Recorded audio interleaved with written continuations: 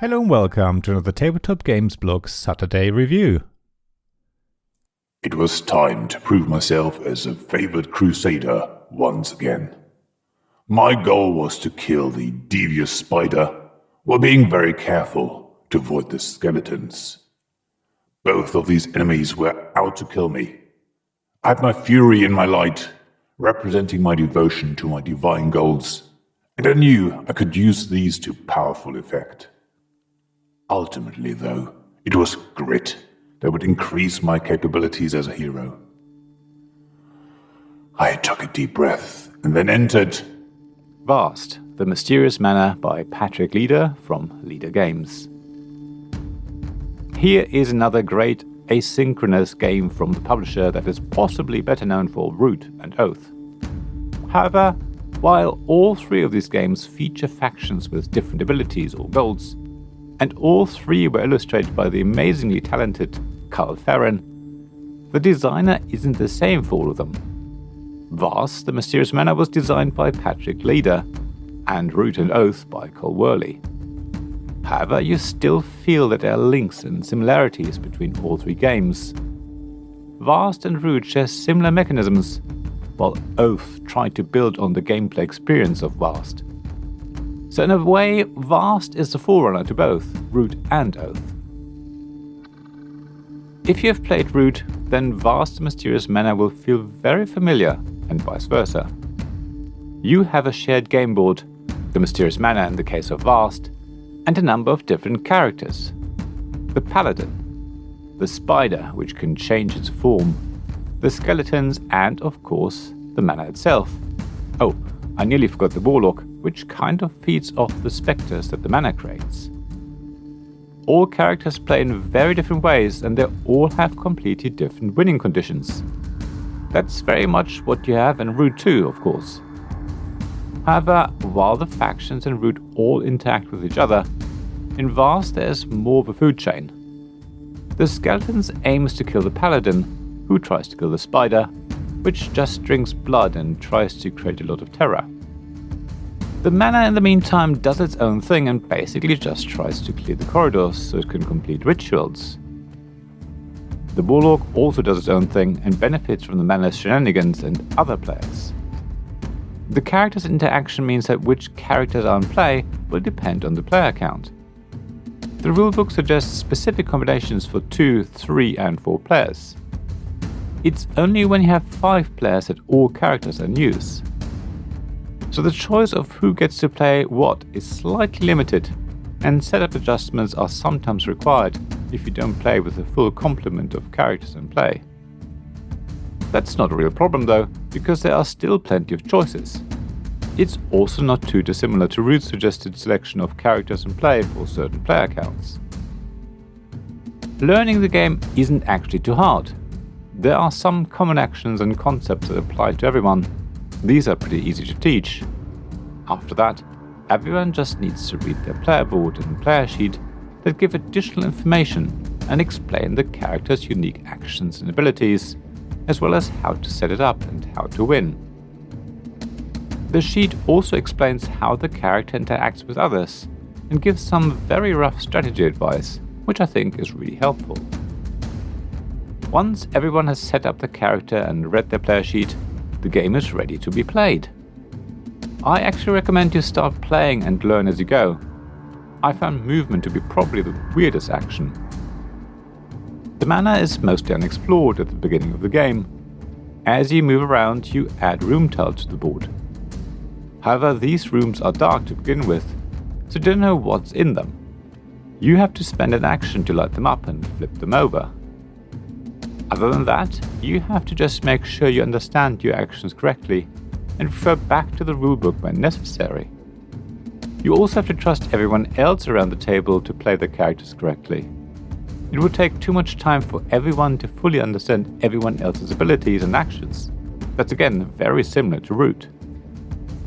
I encourage that players talk through the turns out loud, so everyone else can get a feel for what it is that you're doing. It really helps and is also a prompt for people to double check their characters' rules. As you can imagine, having different characters work on the same board, but all trying to achieve different goals, creates a really interesting gameplay experience. The Manor, for example, sort of works together with the Paladin, because they need the rooms to be lit up, and the Paladin is in the best position to do that. So the Manor will try and help the Paladin, but only up to a point. After all, if the Paladin wins, everyone else loses, including the Manor. It's the usual situation where you try and help other players, but not too much. I think it's all fair and square to publicly negotiate with other players and discuss with them your next move. If you offer to take actions in such a way that helps another character, then they want to help you as well. Nothing is binding in Vast, the Mysterious Manor, and you can't actually trade anything, but it's still important to talk to other players. After all, at some point in the game, there will be one or even two players who are close to winning. It's then in the interest of everyone else to stop the leader. Some characters can't really do anything to physically prevent someone from winning, like the Manor, but they might be able to set up other players to do so. That's where Vast feels very much like Oath.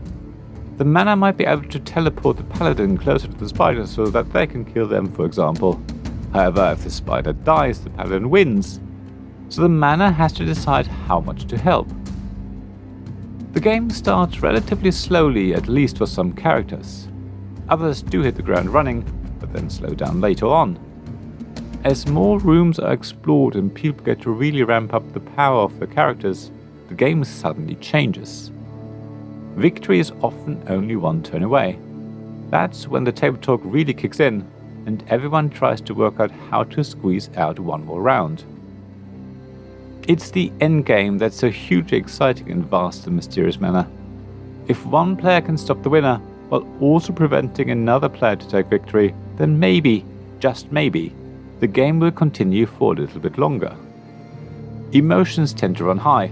The person who's so close to winning will sit there with bated breath to hear what the other players are planning. They will watch in dismay when their victory is snatched away from them, or there will be a huge sigh of relief when they can still wrangle the win they feel they rightfully deserve. In the meantime, everyone else frantically discusses different options to allow the game to continue. Nobody wants to reveal too much information, and nobody wants to offer too much help, because everyone wants to take first place for themselves. It's just amazing and right up there with the experience you get in Oath near the end. If player A stops player C from winning, then player D might get a shot, which means player B needs to stop player D, but then player A might be able to win instead. It's a lot of if this, then that. I don't really want to have to compare all three games. They're similar in some ways, but also very different. I will always be very happy to play Vast and Mysterious Manor, even though I do feel it's a bit harder to learn than Root. Also, there's much more negotiating and table talk in Oath than there is in Vast. So ultimately, if I had to choose between Vast and Root, I'd choose the latter, and the same goes for Vast versus Oath. I suppose it's an unfair comparison really. It's clear that many ideas from Vast were used to develop Root and Oath into the more refined games they are. They have a lot more depth and the game experience is smoother and cleaner. Well, I do have to admit that Oath is a bit of a beast, but it still represents an amazing storytelling game. Root, on the other hand, is the better game when you want to play with different factions doing different things on a shared board. However, if you didn't get on with Root or Oath, then I definitely recommend you give Vast and Mysterious Manor a go. It's a hugely enjoyable game and definitely deserves to be played and enjoyed by a lot of people. Thank you for listening to this Tabletop Games Blog Saturday Review podcast. Please check the description below for links mentioned in this episode, as well as to the written version of this article on the blog. If you enjoyed this episode, please subscribe, give us some stars or leave a review. Please also tell your friends about me, and if you want to offer financial support, check out my Patreon and Ko-fi pages, links to which you'll find in the blog at tabletopgamesblog.com. So thank you again for listening, and I hope to see you again soon. This podcast was made possible by the generous help of my supporters. Royal Patron Sean Newman, Magic Champion John Risley, Castle Guards David Miller and James Naylor, Dice Masters Alex Bardi, Paul Grogan and Robin Kay, and Shining Lights, Jacob Davis, Gavin Jones, Vukasin Nizovic, Sarah Reed, and Richard Simpson.